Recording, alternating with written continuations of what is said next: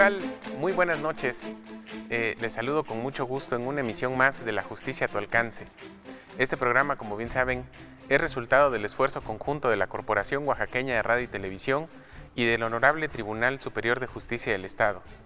La Justicia a tu alcance es un programa hecho y es el resultado del esfuerzo de muchas personas para llevar hasta usted, hasta sus hogares, los temas más relevantes de la justicia en Oaxaca. Uno de los temas que sin duda son de gran trascendencia para muchas de las comunidades en Oaxaca es el que tiene que ver con la justicia en materia indígena. Como sabemos, Oaxaca es un estado de una gran composición pluricultural. En Oaxaca están reconocidas algunas de las etnias más importantes y de mayor arraigo en todo nuestro país. Y bueno, este es un tema que con el paso del tiempo, con las reformas de los últimos años, ha cobrado gran relevancia y del que tenemos que hablar, tenemos que conocer siempre un poco más y tenemos que ser parte de esos cambios. Para hablar de eso, estamos aquí esta noche con este tema tan importante, pero para que podamos entrar en materia, vamos a ver esta cápsula que preparó nuestra producción y regresamos. De junio de 2015, a través de una reforma a la Constitución de Oaxaca, se facultó al Tribunal Superior de Justicia a establecer y ponderar criterios de homologación y adecuación en la aplicación de las normas estatales y las normas indígenas en el marco del pluralismo jurídico, así como resolver los conflictos derivados de los ámbitos de competencia entre la jurisdicción indígena y la jurisdicción estatal. Por ello, se aprobaron reformas a la Ley Orgánica del Poder Judicial de Oaxaca para la conformación de la Sala de Justicia Indígena, la cual se instaló formalmente el 26 de febrero del año 2016 y se encuentra integrada por 3 magistrados. Su función se basa en dirimir las controversias que se presenten por el ejercicio de la jurisdicción indígena o de cualquier otra cuestión relacionada con el ejercicio de los derechos de los pueblos y comunidades indígenas, así como del pueblo afromexicano. El artículo 23, fracción 5 de la Ley Orgánica del Poder Judicial de Oaxaca establece que principalmente la Sala de Justicia Indígena tiene competencia para conocer a. Asuntos relacionados con las resoluciones jurídicas emitidas por las autoridades indígenas solo para verificar el respeto a derechos. B. Inconformidades que se presenten cuando se modifican los sistemas normativos internos. C. Conflictos entre los ayuntamientos, agencias y núcleos rurales que deriven del ejercicio de su derecho. D. Juicios para la protección de derechos ante el incumplimiento de alguna recomendación de la Defensoría de Derechos Humanos. E. Inconformidades que se susciten en los procesos de consulta. A la Sala de Justicia Indígena del H. Tribunal Superior de Justicia pueden acudir todas las personas del Estado que consideren sus derechos fundamentales violentados por las determinaciones de la Asamblea Comunitaria o Autoridad Municipal, ya que es competencia de esta instancia dar atención a los asuntos jurisdiccionales emitidos por las autoridades indígenas para verificar el respeto a sus derechos. Bueno, esta noche nos acompañan en La Justicia a tu alcance los integrantes de la Sala Indígena del Tribunal Superior de Justicia. Presento esta noche en primer término a la magistrada Ana Mireya Santos López. Ella es la presidenta de la Sala de Justicia Indígena. Magistrada, muy buenas noches. ¿Qué tal, maestro? Buenas noches. Buenas noches. También presento al magistrado Luis Enrique Cordero Aguilar, magistrado, también integrante de la Sala de Justicia Indígena. Muchas gracias, buenas noches. Buenas noches. También nos acompaña el magistrado Patricio Camerino Dolores Sierra. Él es también el tercer integrante de esta Sala de Justicia Indígena, pues que como ven hoy tenemos invitados de lujo. Son los 3 integrantes de esta Sala de Justicia Indígena que nos van a hablar, como les decía hace un momento, de la importancia y de la relevancia que tiene ver en su dimensión real, en la dimensión actual que tiene el derecho indígena dentro de nuestro sistema jurídico, dentro de esta convivencia y de esta pluralidad de sistemas jurídicos que es parte de lo que en México existe, esta dualidad entre pues lo que conocemos como el derecho positivo y el derecho consuetudinario. Tendríamos que partir del principio. ¿Cómo se integra y cuál es la función o las funciones que tiene la Sala de Justicia Indígena y quinta en materia penal del Tribunal Superior de Justicia? Muchas gracias. En primer lugar, muchas gracias por la invitación. Es para nosotros un gusto, un honor y sobre todo la gran oportunidad para esta intercomunicación que debemos de tener con los pueblos y comunidades indígenas, que los que somos oaxaqueñas, oaxaqueños, sabemos que antes de saber cómo está integrada esta sala de justicia indígena, primero me gustaría contextualizar, ¿no? Vivimos en Oaxaca y las y los oaxaqueños sabemos que tenemos 570 municipios. Es el estado que más municipios tiene, de los cuales 417 tienen sus propios sistemas normativos indígenas. Pero eso no es todo. Debemos entender que cada municipio se entiende como cada cabecera municipal. Sin embargo, el municipio está integrado por agencias municipales, agencias de policía, núcleos rurales. Y precisamente estas comunidades son las que también tienen sus propios sistemas normativos indígenas. Hablando de Oaxaca, estamos hablando de más de 2.500 comunidades que tienen su propio sistema normativo. Esto, para los que no lo conocen, representa una complejidad.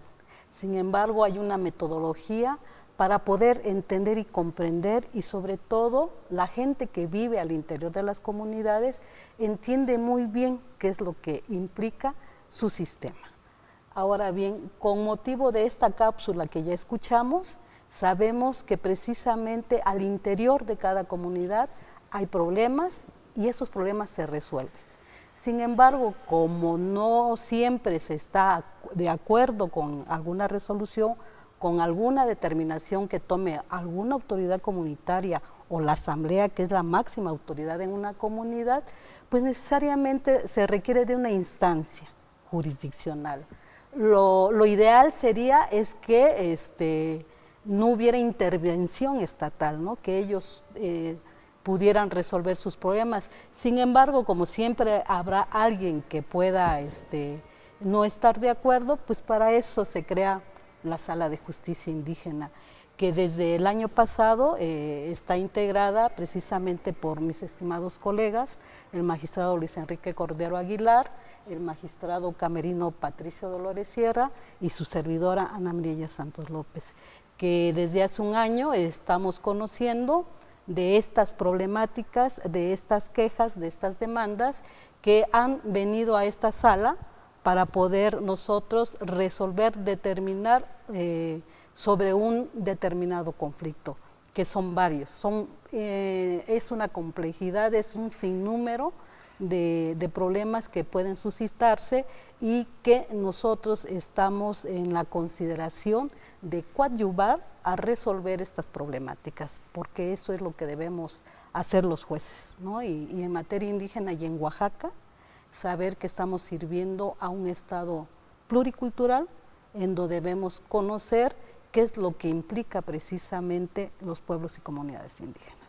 Claro, durante mucho tiempo yo tengo la idea de que hemos confundido, si me permiten la palabra, a la materia indígena con la materia electoral indígena, ¿no? Es decir, hemos pensado durante mucho tiempo que el derecho indígena es solamente el derecho electoral que rige los procesos democráticos de las comunidades, y ahora tenemos que entender que no es así, ¿no? En este caso, ¿qué temas, qué materias conoce la Sala de Justicia Indígena?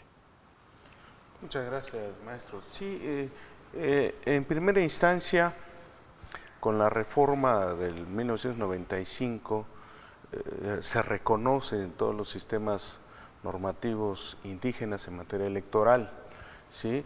Y es hasta la reforma del 2008 donde ya se crea la competencia al Tribunal Estatal Electoral para que conozca sobre los conflictos que se suscitan en los sistemas normativos internos electorales. Pero desde 1999, con el caso Tlacululita, ya se había judicializado el primer asunto a nivel federal, ya se habían presentado algunas demandas a nivel local, pero se habían desechado, ¿sí? Había una autocomposición, ¿sí? Una composición política, y a través del primer caso de Tlacolulita en 1999 es el primer asunto que llega a los tribunales, en un tribunal federal. Y ahí, a raíz de 1999 al 2010, se conocen alrededor de 20 casos, ¿sí? Viene la reforma en 2008 y se le da competencia a nivel al Tribunal Estatal Electoral. Vienen las elecciones del 2010, y del 2010 al 2015, pues hay cerca de 500 casos, ¿sí? Lo que en algunos pensaron que judicializar los asuntos indígenas electorales pues iba a ser medio complicado, ¿sí?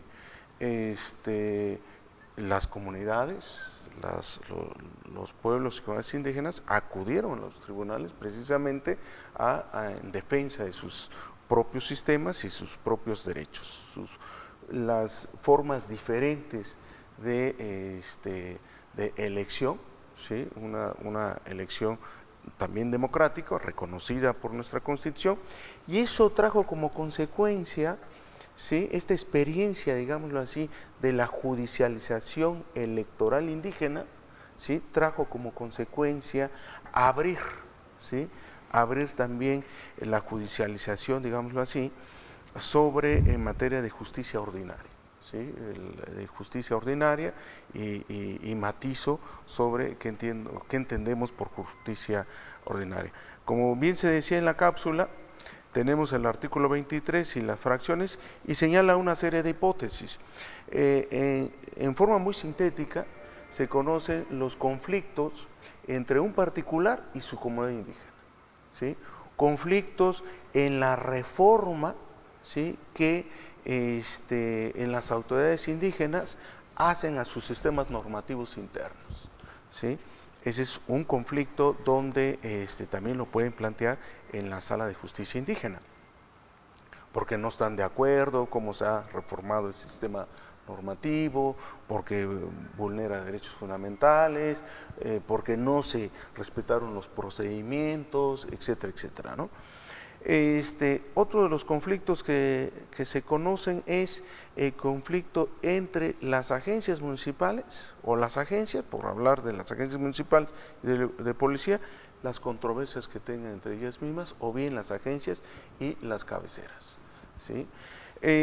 Otro de los temas es, con motivo de los procedimientos que se conocen en la Defensoría de los Derechos Humanos, ¿sí?, las recomendaciones en el tema indígena hacia los pueblos y comunidades indígenas. También, si los pueblos y comunidades indígenas no están de acuerdo con esa recomendación, ¿sí?, también la pueden impugnar, y conoce la Sala de Justicia Indígena. Entonces,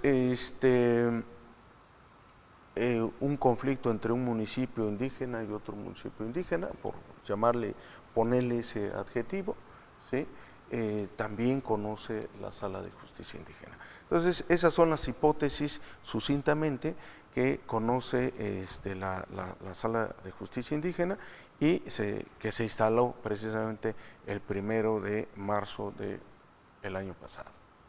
Claro, ¿y cuál es el criterio que se aplica para saber quién puede acudir a la Sala de Justicia Indígena? ¿Debe ser o puede ser una persona en particular?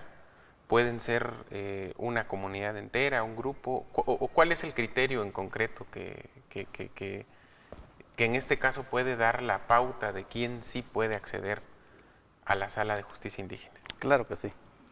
Dice que el antecedente del por qué se crea la Sala de Justicia Indígena, según las referencias que hay tanto en el Congreso del Estado como desde la iniciativa, el espíritu de esto lo mueve, podríamos decirlo así, en el sentido de que anterior a la integración de la sala, pues todas las actuaciones de las autoridades indígenas que no eran aceptadas por sus ciudadanos, las judicializaban, pero penalmente, como un abuso de autoridad. Denunciaban a su autoridad comunitaria. ¿Por qué? Porque no tenían una autoridad quien tratara esos asuntos, esas inconformidades que había con las resoluciones de las autoridades comunitarias o la Asamblea General. Toda vez que en las comunidades puede verse esto como instancias particulares e instancias colectivas.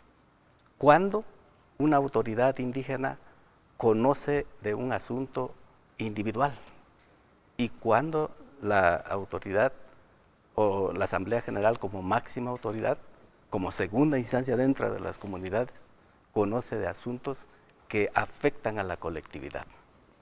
¿Sí? Luego entonces, si en una resolución de una autoridad comunitaria en lo individual siente el ciudadano que le perjudica, ¿sí?, puede recurrirla, puede quejarse, como allá lo conocemos en los pueblos y comunidades indígenas, ante la Sala de Justicia Indígena. Es la instancia ¿para qué? Sencillamente para que ésta vea si la aplicación de la norma de ese pueblo o comunidad indígena se está aplicando en sus estándares, como es en su comunidad. Pero también viendo de que esta aplicación de la norma no lesione derechos humanos, que son los límites que tiene la justicia indígena. ¿Esto por qué? Debemos de tomar en cuenta que desde nuestra Constitución delinea dos sistemas. El sistema de derecho positivo, como lo conocemos todos, el común, y el sistema de derecho indígena. El derecho indígena contemplado en un artículo, que es el 2 constitucional, que allí nos da la amplia gama de cómo tratar los asuntos de los pueblos y comunidades indígenas. Pero, ¿cómo comparecer a la Sala de Justicia Indígena? Pueden hacerlo hasta ahorita a través de un escrito, en donde nos especifiquen claramente de qué se duelen, qué es lo que creen que les perjudica en sus derechos, les perjudica en su forma de tratar los asuntos en sus comunidades, ¿sí?, y que haya sido resuelto por una autoridad indígena. O, de lo contrario, no obstante de que ya se dilucidó, ya se trató el asunto con la autoridad comunitaria, ya también lo haya conocido en segunda instancia la Asamblea General, y la Asamblea General como máxima autoridad haya emitido una resolución, inclusive, avalando la resolución de la autoridad indígena. Pero entonces, si es esta instancia, es la otra, y no ve el ciudadano satisfecho o que siente que se perjudica en sus derechos, puede recurrir a la Sala de Justicia Indígena para que esa resolución podamos considerarla sea revisada, si se apega a sus sistemas normativos, o también esa Asamblea General como máxima autoridad, yo he considerado que tiene funciones como funciones legislativas, ¿sí? ¿Por qué? Porque puede modificar las normas, puede modificar, tiene esa facultad, es la única que puede modificar, que puede agregar nuevas formas de observaciones en sus sistemas. Luego, entonces, para comparecer a la Sala de Justicia Indígena es sencillo, presentar un escrito y en su escrito establecer cuál es su queja, qué siente que se le perjudica con una resolución, ya sea de la autoridad comunitaria o de la Asamblea General. Con ello se inicia el procedimiento y la observancia por parte de esta sala, pero siempre apegado a sus sistemas normativos, a veces al derecho no escrito de las comunidades, sino que tenemos nosotros que buscar, alimentar o traer todos los medios necesarios para tener conocimiento cuáles son las normas que cada comunidad tiene. Claro, bien interesante este tema porque pues al final de cuentas vivimos en un estado, como bien lo han dicho, de una composición mayormente indígena, y creo que esta sala y todo este sistema pues es de gran ayuda, no para castigar, sino para resolver problemas. Gracias. Vamos a un corte muy breve y regresamos a La Justicia a tu Alcance para seguir hablando de este importante tema. No tardamos.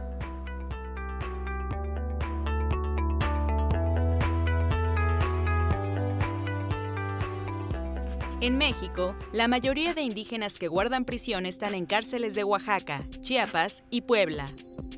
De los más de 3.900 presos que se encuentran en los reclusorios de la entidad, al menos 1.194 son indígenas, cuyas lenguas predominantes son el zapoteco y mixteco. En agosto del año 2000, una reforma a la Constitución Política de los Estados Unidos Mexicanos hizo obligatorio que en todos los juicios y procedimientos penales contra las personas indígenas se debería tomar en cuenta sus costumbres y particularidades culturales, especialmente su idioma.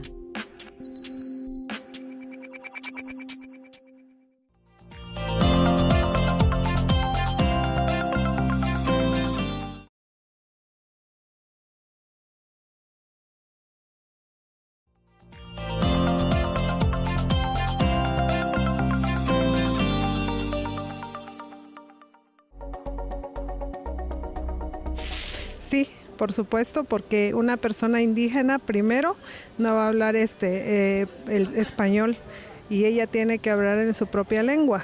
Y segundo, hay que respetar sus costumbres que tienen las personas, porque como sabemos todos se rigen pues por costumbres en sus pueblos. No, no debería. Todos como ciudadanos y habitantes de México tenemos los mismos derechos, y no porque alguna persona carece de algunas cuestiones en sus municipios o quien tiene pues más facilidades en lo urbano, tienen que ser diferente el modo de juzgarlos si es que cometieron algún delito.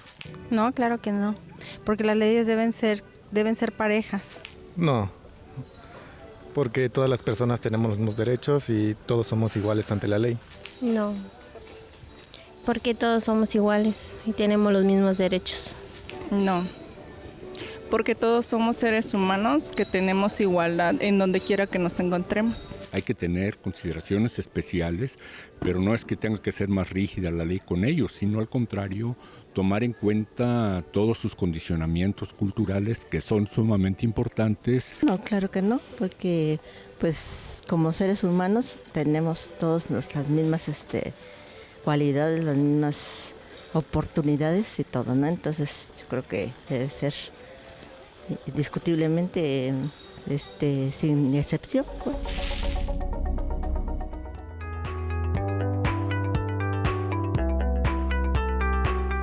Continuamos en La Justicia a tu Alcance.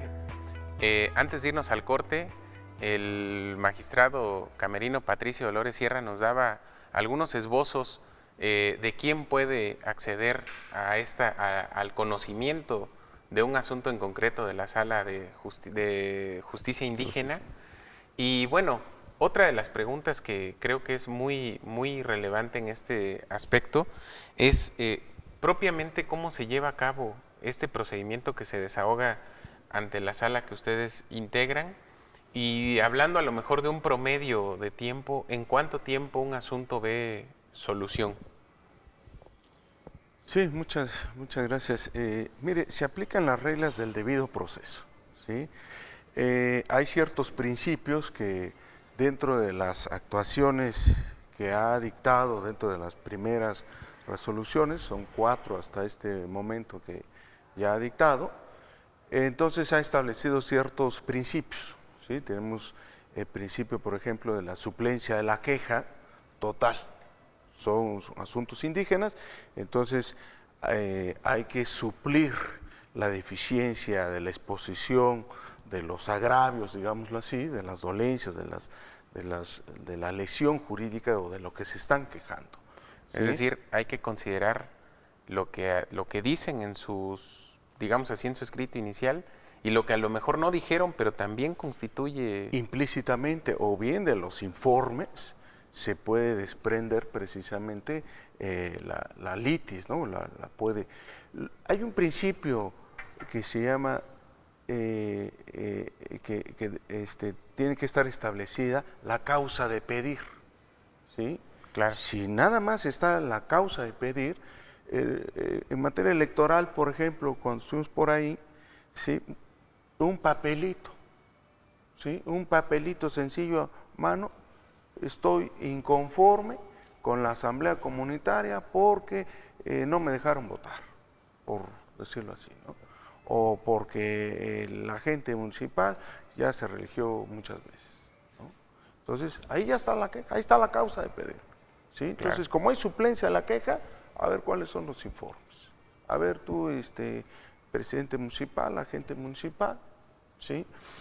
Y se pide también, el tribunal puede hacerse llegar de pruebas, de oficio, ¿sí? Claro, aunque nadie las ofrezca. Así es, que esto, sí. bueno, me parece, perdón que la interrupción, me parece muy importante porque, bueno, para los que no son abogados, la suplencia de la queja es un principio que rige uno de de las excepciones, ¿no? A uno de los principios del juicio de amparo, que es el de estricto derecho, que en concreto la suplencia de la queja lo que dice en materia de amparo es que el juez, en ciertos casos, por ejemplo en materia penal, cuando se trata del reo o del inculpado, pues puede ampliar el ámbito protector en este caso del amparo, a hechos que no fueron señalados como violatorios o que cree el quejoso que violan sus derechos. Es decir, si en el estudio del juicio detecta que hay otro tema que también viola derechos humanos, también está, o sea, lo suple en la queja deficiente, ¿no? Como se dice, o sea, le ayuda, vamos a decir así, a que todas las violaciones a derechos humanos, hayan sido alegadas o no, queden subsanadas, ¿no? En este caso, bueno, es muy relevante que un principio como este se lleve a la materia indígena, porque al final de cuentas, digo, a lo mejor sin que tuviéramos que caer en la idea de la vulnerabilidad o alguna otra cuestión, la justicia le ayuda, es lo que quiero entender, a que todos los temas queden resueltos al momento de dar una sentencia. Sí, sí, así es. Digámoslo así, que hay una litis abierta, ¿sí? No es tan estricta, digámoslo así, ¿sí? Sino necesitamos saber qué es lo que se está doliendo, digámoslo así, en lo personal o a esa comunidad, ¿sí?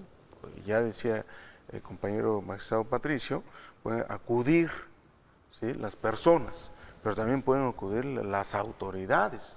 Por ejemplo, hay un conflicto entre una agencia municipal y otra agencia municipal, por lo regular pueden ir las autoridades, ya sea constitucionales o las comunitarias. Por ejemplo, pueden ir el Consejo de Ancianos, por ejemplo, ¿no? Vamos a suponer, o el Consejo de Principales, que harían algunas, ¿no? Ellos pueden acudir, o bien pueden acudir, ¿sí? Ahorita tenemos un caso donde acudió, ¿sí? Una comisión donde lo nombró la comunidad, ¿sí? La asamblea comunitaria, donde él, la cabecera municipal, no les da sus recursos, ¿sí?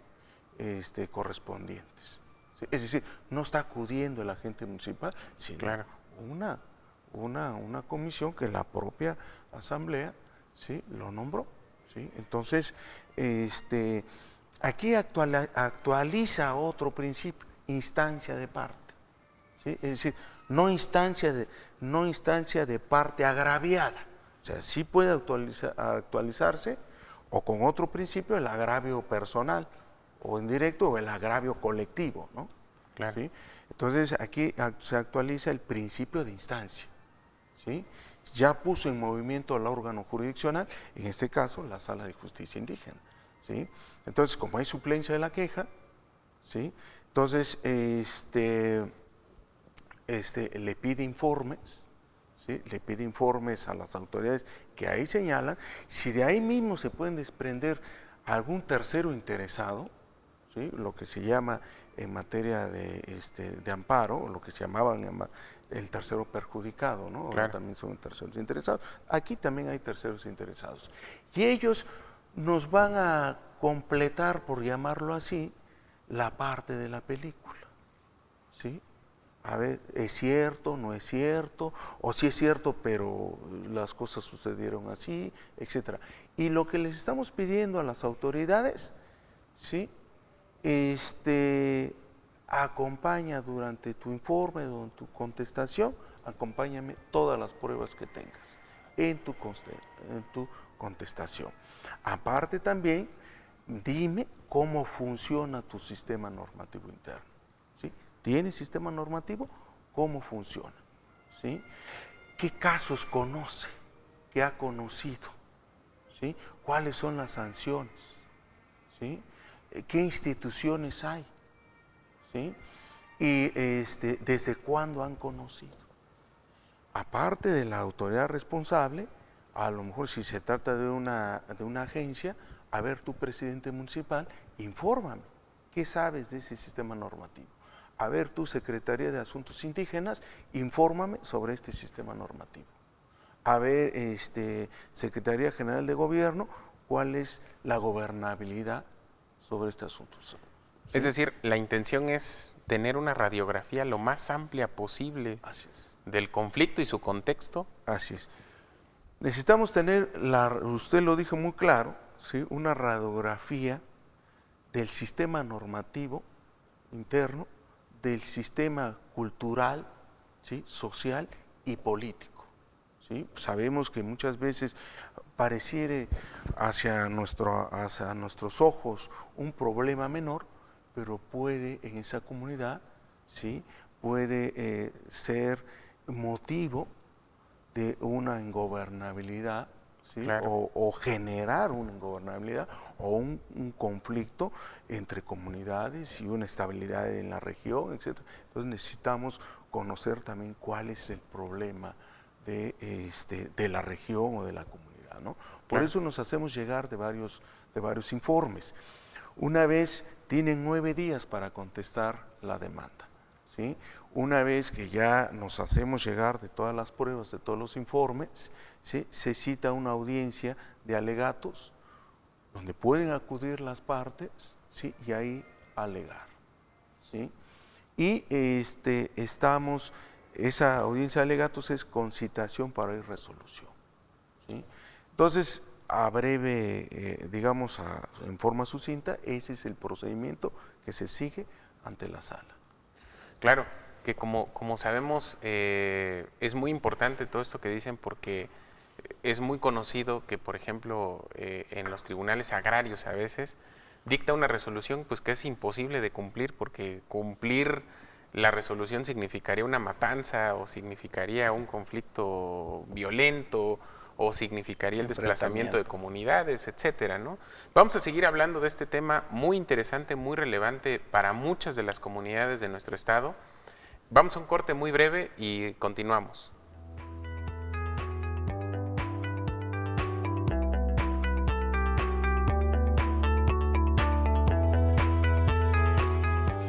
En el caso de los hablantes de alguna lengua indígena, quienes no pueden pagar un intérprete, las autoridades correspondientes deben proporcionarle de manera gratuita un traductor, con el fin de que puedan defenderse. El 23 de diciembre de 1994, la Asamblea General de la ONU estableció el 9 de agosto como el Día Internacional de los Pueblos Indígenas. El objetivo de esta conmemoración es fortalecer la cooperación internacional para la solución de los problemas a los que se enfrentan las comunidades indígenas en derechos humanos, medio ambiente, desarrollo, educación y salud.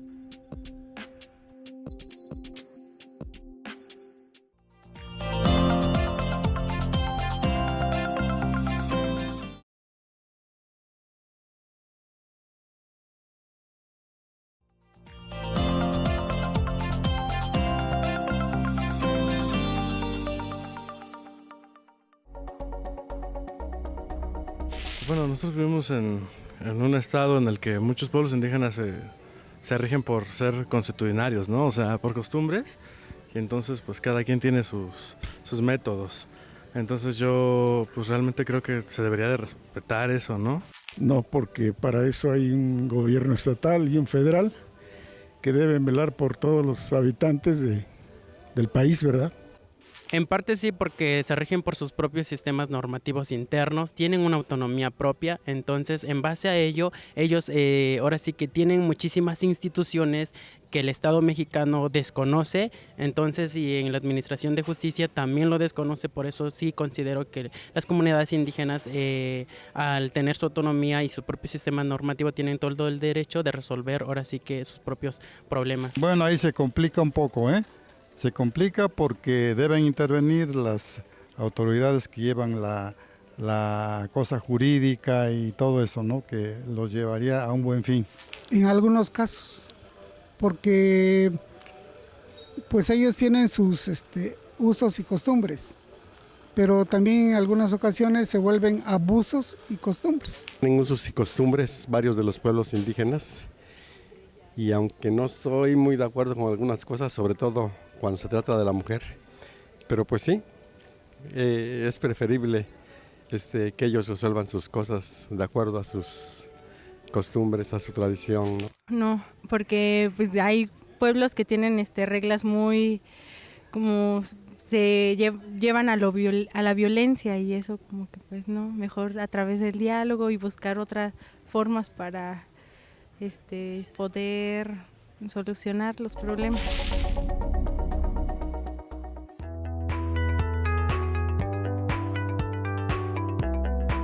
Hablamos esta noche en La Justicia a tu Alcance del funcionamiento y las materias que conoce la Sala de Justicia Indígena. Como hemos visto en los dos bloques anteriores, es un tema de vital importancia para la convivencia de las comunidades. Es una instancia que de alguna manera viene a completar un eslabón que estaba pues de alguna manera suelto en el ámbito de la impartición de la justicia para este sector tan grande de la población que son las comunidades indígenas. Una de las cuestiones que resulta muy, muy importante entender y de alguna manera razonar en nuestro propio fuero interno es el sentido de cómo un conflicto, hablando de lo que platicábamos en el bloque anterior del procedimiento que se desahoga ante la Sala de Justicia Indígena, cómo convive un conflicto, por decirlo de alguna manera, un conflicto que nace en un sistema de derecho consuetudinario y que después de que se intenta resolver, pasa por la asamblea, después llega a una instancia como la Sala de Justicia Indígena que de alguna manera está sujeta a reglas del derecho escrito. ¿Cómo poder entender esto? Mira, resulta muy interesante lo dicho aquí por los magistrados y anteriormente por el magistrado Cordero Aguilar, porque debemos recordar que en México constitucionalmente están reconocidos dos sistemas, ¿no?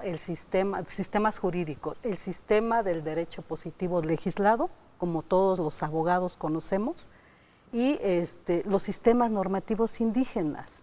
Y como sabemos, los sistemas normativos indígenas, pues es la organización política, social, económica que tiene cada comunidad y que es la manera en cómo ellos se organizan y cómo resuelven su problemática. Si un problema, una determinación sale de esa jurisdicción indígena y viene a la instancia jurisdiccional del Estado, como es la Sala de Justicia Indígena, precisamente es ahí donde nosotros nos regimos por el derecho positivo, y por lo tanto por eso el magistrado Cordero Aguilar hablaba sobre los principios procesales, las reglas procesales que nosotros debemos de cumplir a favor de los pueblos y comunidades indígenas o a favor de algún miembro que pudiera venir a quejarse de algún problema que tuviera con alguna autoridad o con algún otro miembro de la propia comunidad. De ahí que debemos entender entonces que no es importante, digamos, de que ellos traigan toda una demanda totalmente tecnificada ni estructurada. Ya lo explicaba muy bien también nuestro colega Cordero Aguilar, en el sentido de que basta con que digan cuál es lo que les aqueja, lo que les duele, para que puedan en un momento dado llegar y plantear esta situación ante la instancia jurisdiccional. De ahí nosotros tomamos todas las providencias para poder allegarnos de todos los elementos, porque sabemos que allá ellos resuelven sus problemas de manera oral, ¿no? Ellos discuten mucho los problemas, sabemos que las asambleas muchas veces duran horas y horas hasta encontrar verdaderamente una solución a un problema en concreto. ¿Nosotros qué hacemos? Pues como tenemos que agregarlo a un expediente, lo que regularmente y generalmente nos mandan son sus actas, sus formas, o nos narran de manera escrita cómo es que ellos resuelven sus problemas. De esa manera nos vamos allegando también de dictámenes antropológicos, de opiniones de personas expertas, de ensayos de la gente, sociólogos, antropólogos, que han ido a hacer estudios de investigación a la comunidad en concreto, y todo eso nos ayuda, que son elementos muy importantes para que nosotros conozcamos ese sistema, esa organización que tienen al interior de cada comunidad, y de esa manera tomar una determinación, ¿sí? Pero conociendo claro, esencialmente lo que pasa adentro de una comunidad en el caso concreto. Claro, en este caso y dentro de todo lo relevante que resulta este sentido social, es decir, no quedarse en el conflicto propiamente que suscita que lleguen a ustedes, sino conocer todo el contexto, cómo superar o cómo bordear la barrera que muchas veces implica el tema de las lenguas indígenas. Pues mire, en principio tenemos ahora sí catalogado de que en la mayoría de las poblaciones hay la comunicación a través del español, y hay comunidades todavía en el estado que tienen esas complicaciones, ¿no? De que es a través de sus lenguas. Pero en la mayoría sí han estado en esa línea de presentar sus quejas, de presentar sus dolencias a través de un escrito. Hasta ahorita todos lo han hecho así. Inclusive en nuestra incursión por el Tribunal Electoral, todos los ciudadanos presentaron sus quejas, sus demandas a través de escrito. No se ha presentado ningún problema al respecto.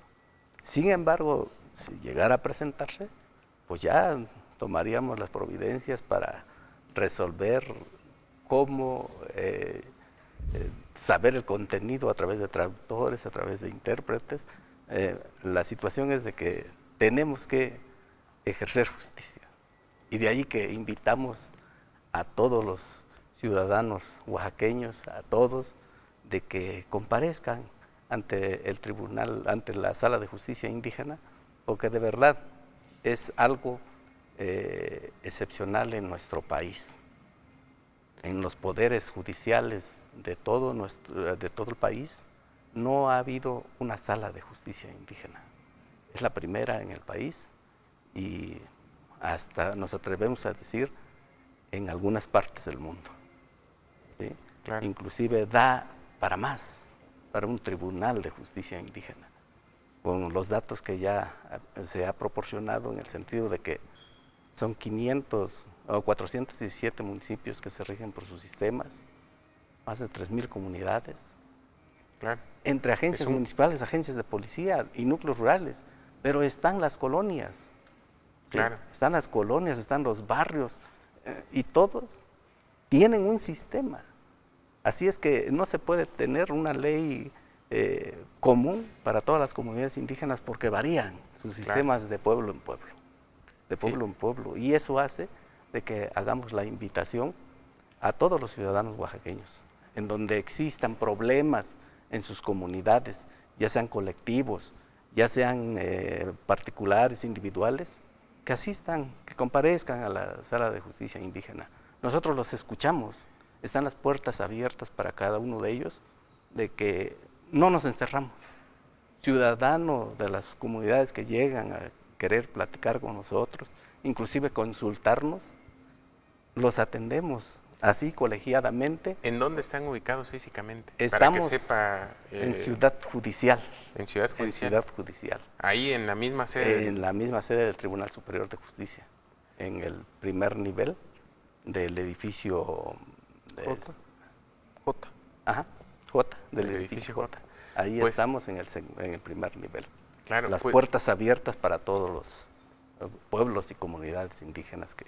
Es muy importante esto último que dice el magistrado camerino Patricio Dolores Sierra, porque es la instancia a la que pueden acudir a resolver muchos de los problemas que de alguna manera a veces tensan la relación de las comunidades indígenas.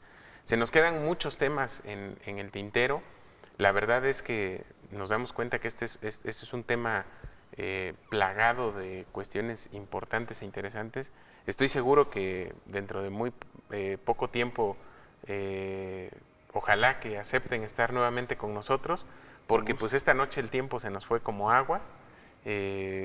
Bueno, se nos queda mucho por qué hablar. Hay muchos temas, el tema de la mujer indígena.